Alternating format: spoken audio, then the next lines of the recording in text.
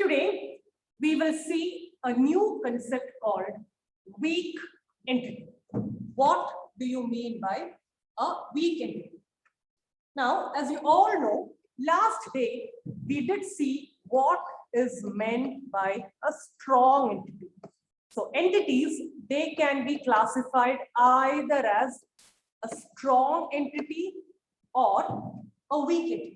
Now, strong entities are those entities where you can identify easily a primary key. In weak entities, identifying a primary key will be difficult. You will not have enough attributes so that you can identify a primary key. But instead, you will have something called a discriminator.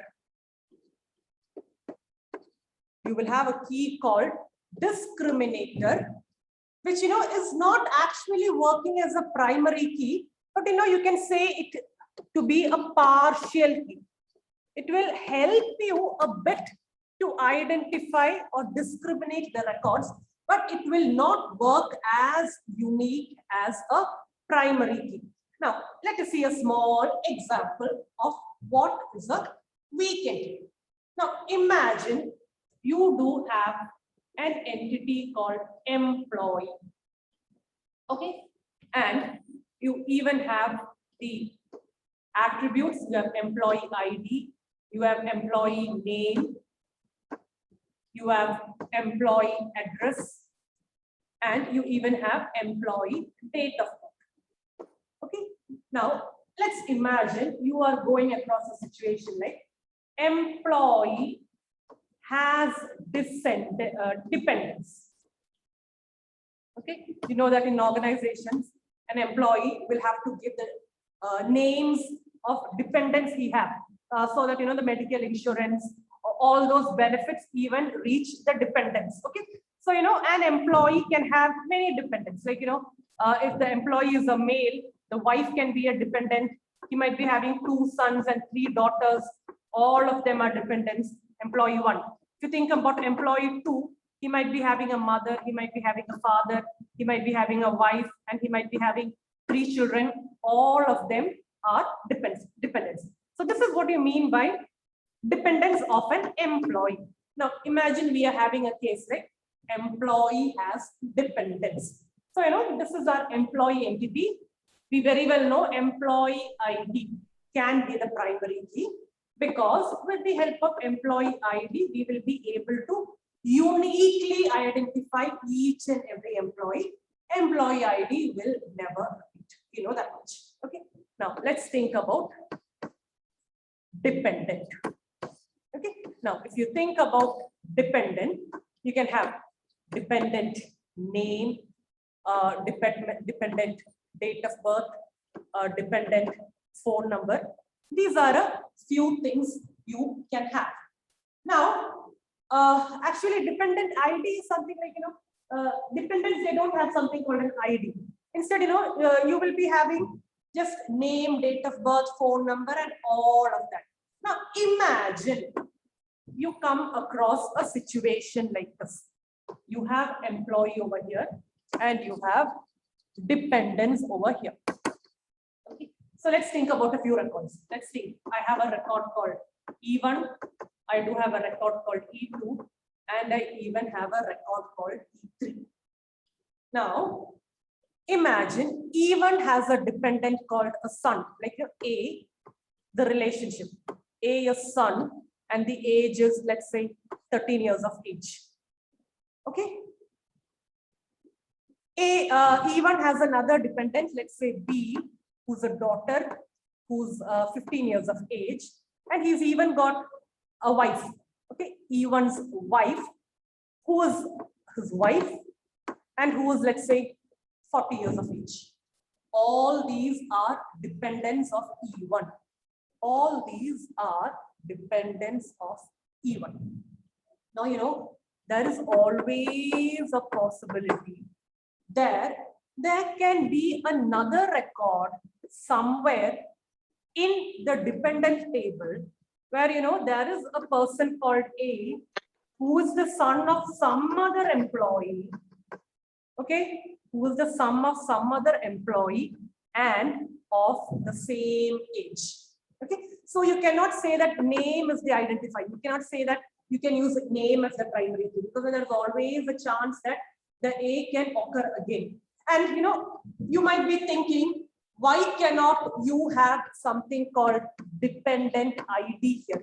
You might be wondering, why can't I have a dependent ID?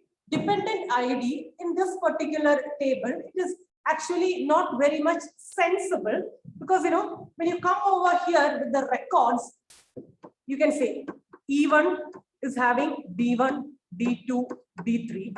Okay, E2 might be having D4, D5, and D6, and then so on. Imagine, and then another point of time, E1 has one more kid, so this will go to D7. But that is not sensible, because there is no ordering over here. So having a dependent ID is not very sensible. It's not very sensible. So in such cases where you will not be able to give a proper primary key, you call it to be a weak entity. This is a weak entity, and this, because I am able to give a primary key, I call this to be a strong entity, and I can always connect them with the relationship. Employee has dependence. Now, one thing you always need to keep in mind is weak entity should always be connected to a strong entity. If there is a relationship, the weak entity should always be connected to the strong entity. Now look here. I can denote it like this.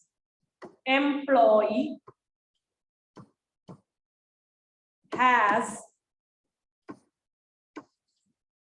dependent.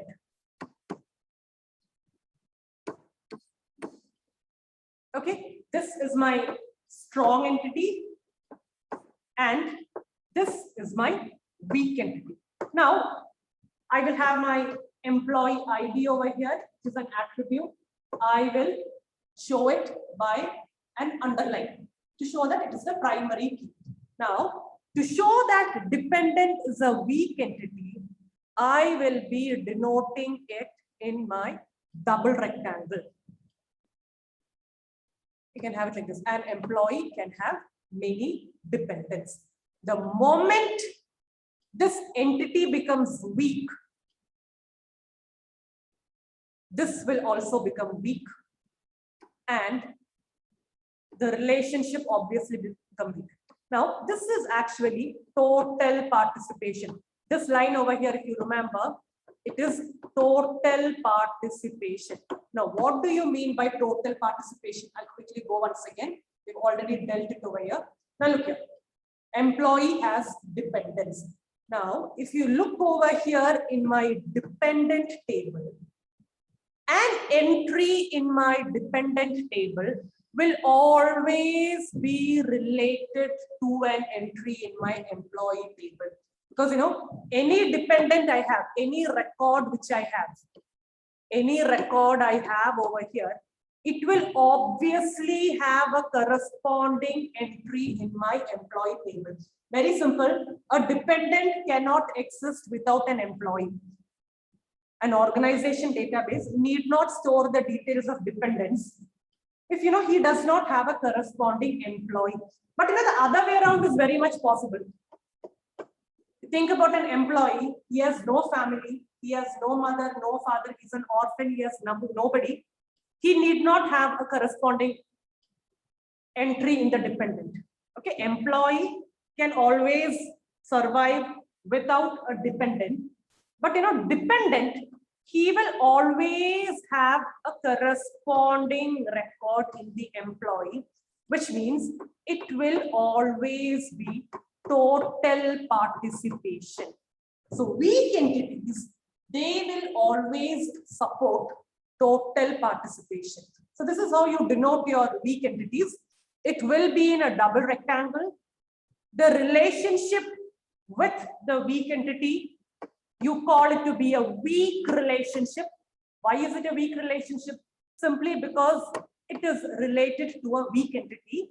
And here, the participation, it will always be a total participation. We'll see this with the help of one more example. You can think of it like this. Imagine you are thinking about loan has paid. Okay, imagine you're taking a loan from the bank and you are planning to do payments. Okay, so I'll have loan ID, which is of course the primary key, loan amount, the amount I've taken loan. Okay, loan has paid. Okay, so here I can have a payment number of the loan. Okay, payment amount, how much I'm paying per month. Okay, and then I can even have the date on which I am paying my loan. Okay, now look here very carefully. Everything is very clear. All these are the attributes: payment number, payment amount, and payment date. Now imagine you are having entries like this. L1, which is having a loan amount of 30,000. L2, 40,000. L3, let's say. And we even have the customer who's taken the loan. Okay, L1 is taken by A. Let's say this is also taken by A. This is also taken by A. You can take many loans at a bank, isn't it? I do have another loan account L4, which is 10,000, and it is taken by B. Okay, imagine such a scenario. And let us even enter details in our payment table. Now, look at this guy. This person called A, he is having 3 loans. Imagine all these 3 loans, he took it at the same time. Okay, and he is doing payments for all these 3 loans. And you have something called installment numbers in loan. Okay, so for the L1, he is doing his third installment, third payment number. Payment number is there for each payment. Okay, the third payment number of loan number 1. Okay, he is payment amount. Let's say this guy is paying 1,000 rupee. The date he's paying it on 13th September 21. The second loan also, he is paying the third installment. He is paying, let's say, 2,000 rupee. Let's say on the same date. Okay, and then the third loan also, he is paying 1,000 rupee on, let's say, the same date. And the fourth loan, this B guy, he is paying, let's say, he also pays the third installment, 100 rupee on the same date. Okay, so even though you have payment number over here, you will not be able to easily identify. Okay, so when you have a weak entity, the relationship goes like this. It will be a total participation. So, table design becomes a bit of problem. Like, imagine you had a table like this: loan ID, loan amount, customer. Imagine these were your columns, and here these were your columns: payment number, payment amount, payment date. Okay, this looks good. This table looks good. But when it comes to weak entity tables, table design, they will be a bit problematic. Such a table cannot be designed. Okay, tables with the normal entities of a weak one cannot be directly designed. So let us see how we can design tables with relationships where you have weak entities. Now, look here, one more thing which I left out. Now, this weak entity, we were imagining payment number could have been the discriminator. Payment number might help you. So, such a field, you can always denote it with broken lines. It is not the primary key, but to an extent, it might help you, but it actually doesn't help you. Okay, here, you can even say dependent name.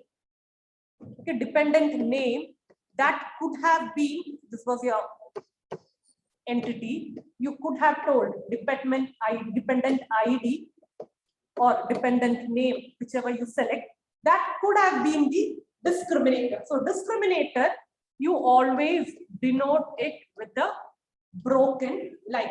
So that is how you denote weak entities. Now let's come to the table design.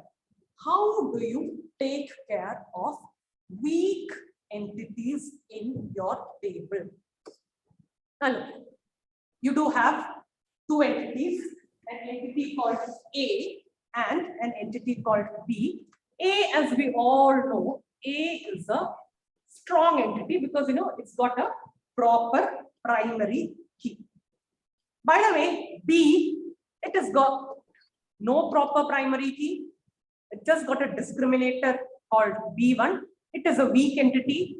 You very well know that this is total participation and this is a weak relationship. Now, let us see how we will make the table for this. Now, whenever you have entities with a relationship, yesterday what we saw is entities without relationship, directly you have an entity, how do you convert it to a table? Today we will see when you have relationships, how do you convert tables? We are starting off with weak entity. Now, whenever you have a relationship in the ER, the relationship should also be considered in table design. Okay, so now when it is a weak entity, this is how you will have your tables. You will have a first table called A, which will directly be your entities, where A1 is the primary key, A1, A2. You will be having a second table called B, and look here, because B is my weak entity, the relationship will move on to B. So, I'll write it, just denote it with BR, just to show that the relationship is now focusing on BR. I will be having my B1, this record, comma B2. Both these records I will directly have. I will even have the primary key of my strong entity over here. These two together, they will be my primary key in the second table. And I'll just circle A1 over here because A1 is actually the primary key of table A1, table A, which means in my new table, A1 will be a foreign key. A1 will be a foreign key. So in my table called A, A1 will be the primary key. In my table called B, combination of A1 and B1. If you remember the name, it is composite key. It will be the primary key. The primary key will be composite and A1 will be the foreign key. So this is how you take care of weak entities in the table. So, I'll just quickly show how I will be denoting my loan. Okay, I have loan, payment, loan, I have loan ID, loan amount, and let's say the customer who took the loan. Here I will have payment number, payment amount, payment date. Okay, so when I construct my table, it will look like this. I will have a loan table which has loan ID, loan amount, loan customer name, out of which loan ID is the primary key. I will have a second table called payment, where the primary key of my strong table, and here, I imagine this to be my discriminator. Okay, so I'll just show it with a broken line. Loan ID, comma, payment name, payment number. Together, that will be my composite primary key, comma, payment amount, comma, payment date, out of which the loan ID, I will denote it to be a foreign key. So when I write my entries in the table, it will look like this. I have a loan called loan 1, 10,000 rupee, customer A, loan 2, or 20,000 rupee, again by A, loan 3, 5,000 rupee, again by A, loan 4, 6,000 rupee by B. That is my loan table. My payment table, I will have L1 payment number. We did payment number 3, isn't it? L1 payment number 3. I am paying, let's say, 100 rupee on a particular date. L2 also payment number 3. Okay, look here. This together is my primary key. Both of these together is the primary key. So, I'm happy that it is unique. L13 will never occur in my table again. If we were remembering earlier you just had this, you were trying to do with this as a discriminator, 3 repeated many times. Now, you don't have such a case. L13 will never repeat. L23 will never repeat. Okay, L3, loan number 3, I'm paying again the third installment. That will also not repeat. 100. Okay, then I have L4, let's say the third payment, 20 rupee on a particular date. It will never repeat. Look at the primary key. It will never repeat. This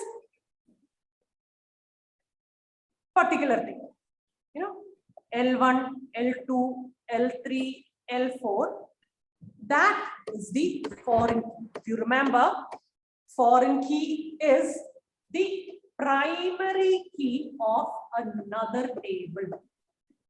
Foreign key is the primary key of another table. And imagine you just have these many records on the table. You just have all these 4 records. You don't have any more records. Imagine this is the only entries you have. Can you have an entry over here called L5? I cannot have an entry called L5 in my payment table. I cannot have an entry called L5 in a payment table because I do not have a corresponding entry in my loan table. But imagine I have this L5 over here. I could have had L5, 2, and so on. In such a case, I cannot have an entry called L10 because I do not have a corresponding entry in my parent table.